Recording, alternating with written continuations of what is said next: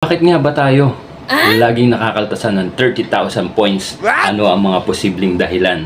Iyan ang pag-uusapan natin for today's video. At bago natin talakayin yan, please make sure muna nakasubscribe ka and then naka-hit all the bell button ka para ma-notify ka every time na may bago tayong video na i-upload. Let's go! I got so much design on right now.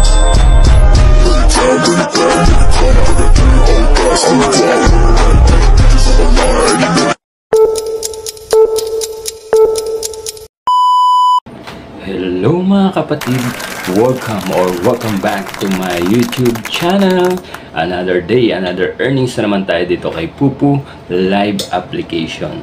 For today's video ay pag-uusapan natin na bakit nga ba lagi tayo nakakaltasan ng 30,000 points. Ano nga ba ang mga posibleng dahilan bakit tayo nakakaltasan ng 30,000 points? Bakit nga ba patuloy tayong nakakaltasan ng 30,000 points? Ano nga ba ang mga posibleng dahilan? Bibigyan ko po kayo ng mga posibleng dahilan kung bakit kayo nakakaltasan ng 30,000 points sa inyong mga account. First, ayan, huwag po kayong gagamit ng mga dami account pag nagla-live kayo. Kasi po, nadidetect po yan ni Pupu Live Application. Kasi, na-check po niya yung sinabi ko nga sa inyo sa previous video ko na na-check po, nadidetect po yung mga IP address ng mga cellphone nyo. Kaya, huwag na huwag kayong gumamit ng mga dami account.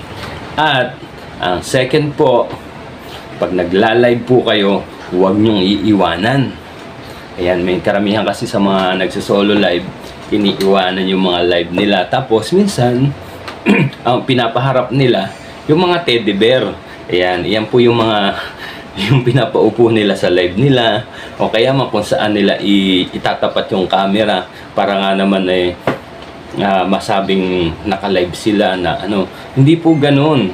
Kaya po kayo makakaltasan ng 30,000. Dahil sa kagagawan nyo rin, sa pasaway nyong ginagawa. Iyan, wala naman po, hindi naman po magkakaltas si Pupu Live Application kung wala kayong ginagawang mali. So, kagagawan nyo rin po yan. Pero minsan, like example sa aking isang member, naban po siya. Ganito po yung nangyari. Naban siya ng 7 days yata or 24 hours, mga ganon. At nakaltasan po siya ng 30,000 points sa kanyang wallet. Ayan, sa kanyang points. Di ba napakasakit yun? Para sa isang, alam mo yung isang nagsosolo live na nagtsatsaga ka, nagsosolo live ka, nagtatasking ka naman, ginagawa mo naman yung mga party live crown seat, tapos makakaltasan ka ng 30,000. Di ba? Ang sakit yun. Lalo na hindi ka naman naggagambol. Tapos nakikiupo ka lang. O kaya man, nanghahunting ka lang ng mga fireworks at saka mga mystery box. Masakit yun. Kasi nag-iipong ka eh. Diba? Nag-iipong ka, tapos makakaltasan ka lang ng ganun-ganun. So, anong nangyari po, sa isang member ko, nakaltasan po siya ng 30,000. So, sabi ko naman sa kanya, in-advise ko po sa kanya, tinanong ko po siya kung meron siyang dummy account. Ang sabi po, wala naman daw po. Kung wala naman talaga, 'di ba? Pwede po kayong magreklamo or pwede kayong mag-message sa mga customer service. Nandiyan lang din po 'yan sa mga account nyo. Sa pinakaibaba po, mapapansin niyo po diyan, meron po diyang nakasulat na help. I-click niyo po yung help na 'yon at ma-direct na po kayo sa customer service kung ano pong problema or complaint nyo about sa nangyaring ban or sa nangyaring pagkakaltas ng 30,000 points. I-message nyo lang po si Pupu Live Application at sasagot naman po kagad dyan yung mga admin nila. So, ang pinakalas natin, bakit nakakaltasan ng 30,000 points? Ito pa isa bang posibleng dahilan. Minsan, may mga kasama kayo sa kwarto or yung mga ka-roommate nyo o parehas kayong gumagamit ng Pupu Live Application, parehas kayo naka-live, naka-solo live.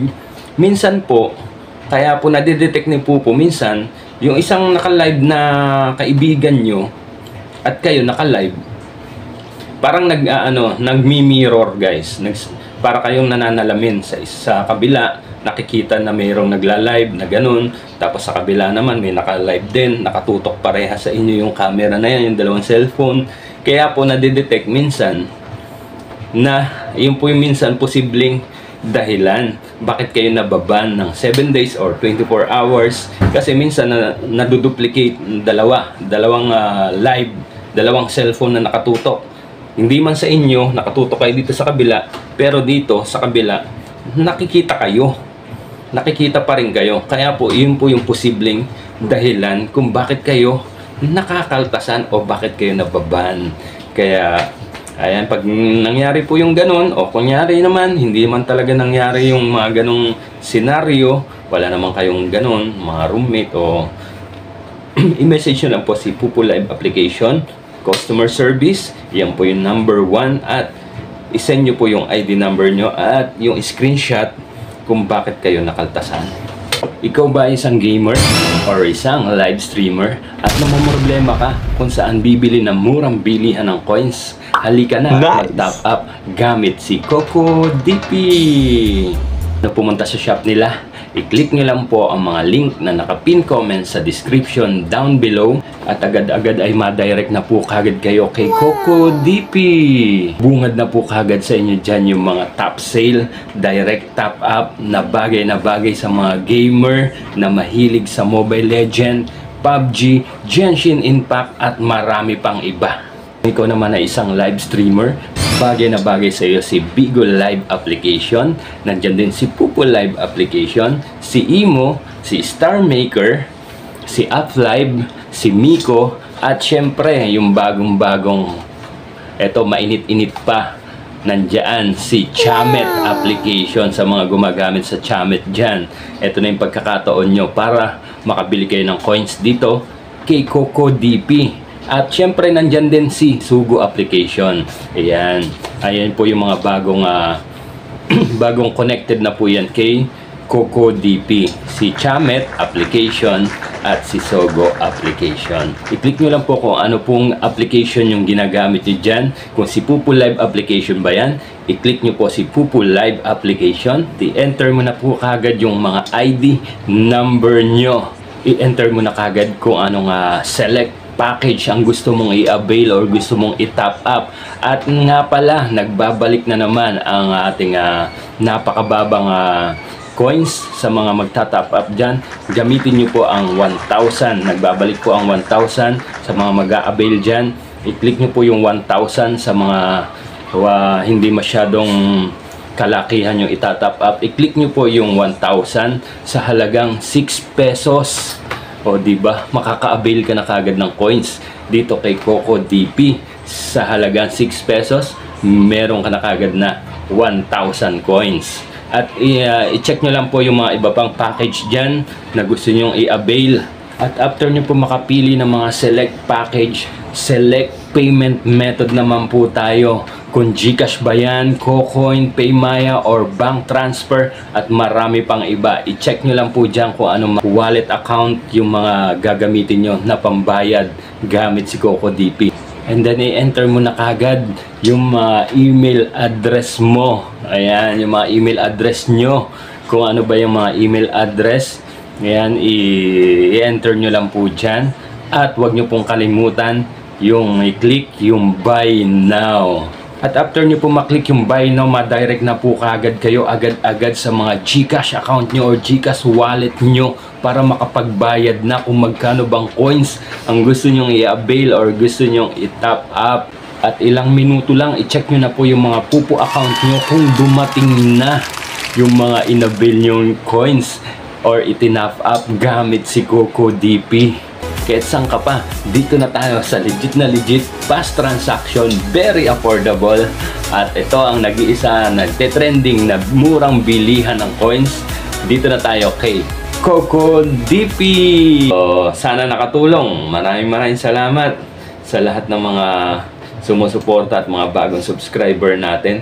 At sana nakatulong ang video na to hanggang sa mga susunod pa nating video tutorial na gagawin. Salamat, maraming salamat sa pagtanaw. Amping!